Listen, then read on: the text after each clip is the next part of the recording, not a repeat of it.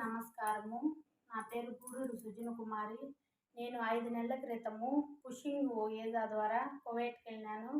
అక్కడ మా మేడమోళ్ళ ఇంట్లో నాకు నిద్ర లేదు, శాలరీ లేదు, ఫుడ్ లేదు.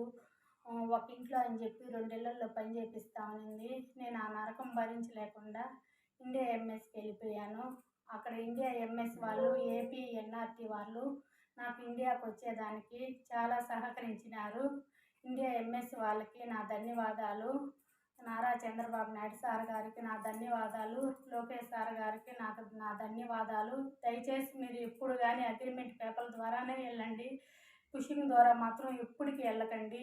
నేను పడిన నరకము, నేను పడిన బాధ ఇంకెవరు అనుభవించకూడదండి. అందుకే చెప్తున్నాను, దయచేసి మీరు అగ్రిమెంట్ పేపర్ల ద్వారానే పోండి. ఏపీ ఎన్ఆర్టీ బృందం వారు నాకు చాలా సహకరించారు. నన్ను ఇండియాకి వచ్చేదానికి నాకు చాలా హెల్ప్ చేశారు.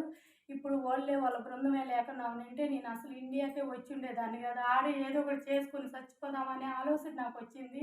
ఆ టైంలో ఇండియా ఎంఎస్ వాళ్ళు, ఏపీ డిపార్ట్మెంట్ వాళ్ళు నన్ను చాలా సహకరించి ఆదుకొని నన్ను ఇండియాకి పంపించేశారు. కాబట్టి వాళ్ళందరికీ నా ధన్యవాదములు.